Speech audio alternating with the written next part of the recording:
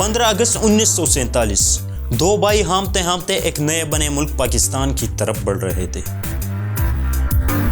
ان دو بھائیوں نے ایک لکڑی کی مدد سے اپنے کاندھوں پر ایک ٹکری بھی اٹھائی ہوئی تھی۔ اس ٹکری میں ان کی 80 سالہ بوڑھی ماں تھی، جو اپنی آخری سانسیں پاکستان میں گزارنے کے خواہش مند تھی۔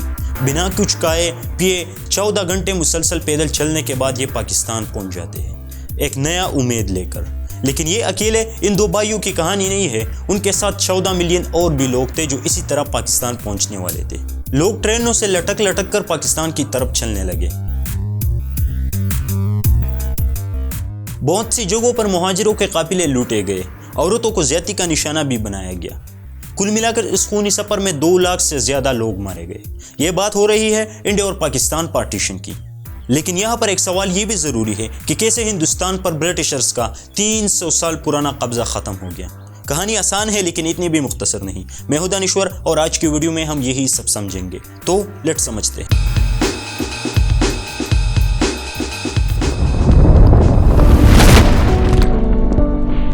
پارٹیشن کو سمجھنے سے پہلے پارٹیشن کے کرداروں کو سمجھنا بہت ضروری ہے۔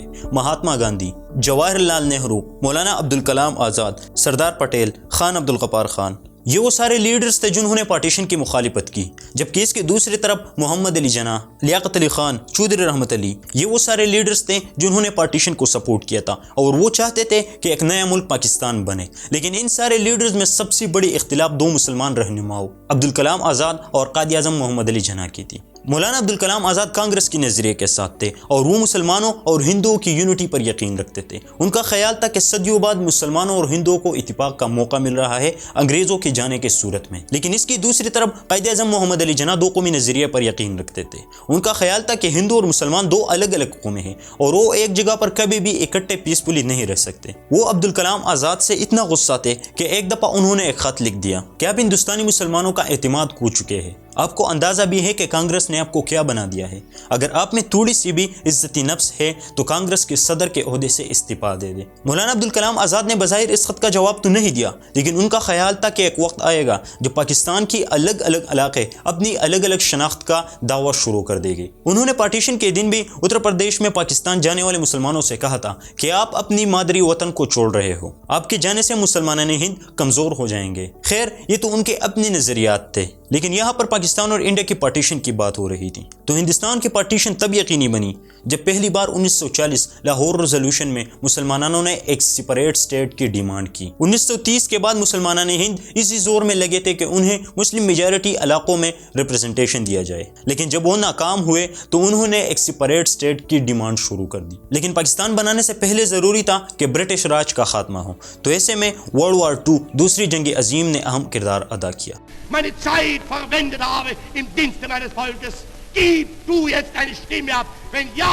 دوسری جنگ عظیم کے بعد برطانیہ مالی اور فوجی لحاظ سے کمزور ہو چکا تھا۔ اب ان کے لیے کالونیز پر کنٹرول کرنا ویسے مشکل تھا، لیکن 1942 میں کوئٹ انڈیا موومنٹ نے ان کے لیے اور بھی مشکل بڑھا دی۔ انہوں نے بہت سے کانگریسی ممبر کو گرفتار بھی کر دیا، لیکن حالات ان کے ہاتھوں سے نکل چکے تھے۔ تو بالآخر انہوں نے انڈین لیڈرز کو پاور ٹرانسفر کرنے کا فیصلہ کیا کیبنٹ مشن پلان کے تحت، لیکن یہ پلان مسلم لیگ اور کانگریس لیڈر کے اختلافات کی وجہ سے بری طرح ناکام ہو گیا۔ مسلم لیگ اور کانگریس کے درمیان اختلافات تو چل رہے تھے، لیکن اس کا نتیجہ ڈائریکٹ ایکشن ڈے کے طور پر سامنے آیا۔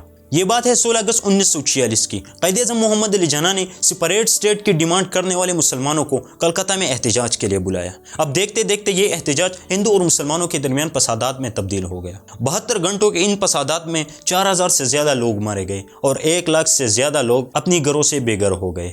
اب برٹشرز کے لیے حالات کو سنبھالنا اور بھی مشکل ہو گیا، تو انڈیا کے آخری وائسرائے ماؤنٹ بیٹن نے پاکستان اور انڈیا کے ڈویژن کی بات کی 3 جون 1947 کو۔ اس کو 3 جون پلان بھی کہا جاتا ہے۔ اس پلان میں شامل تھا کہ ہندو میجارٹی ایریاز انڈیا کو اور مسلم میجارٹی ایریاز پاکستان کو دی جائے گی۔ اس پلان میں ایک اور بات بھی تھی کہ انڈیا کے ساری پرنسلی اسٹیٹ جو اس وقت 550 کے قریب تھے، ان کو اختیار ہے کہ وہ پاکستان یا ہندوستان جس کے ساتھ بھی شامل ہونا چاہے وہ شامل ہو سکتے ہیں۔ لیکن یہاں پر ایک پرنسلی اسٹیٹ کشمیر کی وجہ سے بہت بڑا مسئلہ بن گیا۔ کشمیر کی زیادہ تر آبادی مسلمان تھی اور فطری طور پر بھی اسے پاکستان کے ساتھ شامل ہونا چاہیے تھا، اور کشمیر کی ساری پاپولیشن بھی پاکستان کے ساتھ شامل ہونا چاہتی تھی، لیکن اس کے مہاراجہ ہری سنگھ انڈیا کے ساتھ شامل ہونا چاہتا تھا۔ تو اسی بات کو لے کر پاکستان اور انڈیا کے درمیان 1948 میں ایک جنگ بھی ہوئی تھی، اور یہ مسئلہ ابھی بھی انسالوڈ ہے۔ پارٹیشن کے بعد پاکستان میں کیا ہوا؟ پاکستان کی پہلی حکومت کیسے بنی اور 1948 کا پاکستان کیسا تھا، وہ ہم سمجھیں گے اگلی ویڈیوز میں۔ تو تب تک کے لیے اس چینل کو سبسکرائب کریں، ملتے ہیں